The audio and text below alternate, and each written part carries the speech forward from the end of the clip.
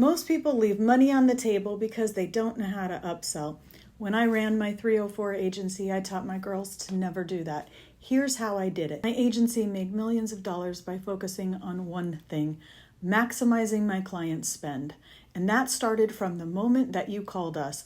If you were a client and you called us from the Carlisle Hotel, the phone booker was trained to try to start ascertaining how much you could spend, right? They're asking you how much time you have for the evening, how long you're in town.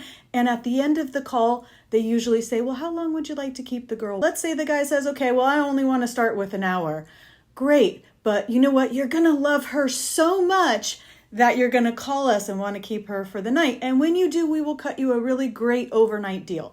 We've already planted the seed in his head that he's going to love her and that he's going to get a deal. Many of my top girls kept champagne and wine in their refrigerator. When they got to the call, they would offer the client wine. They would start talking.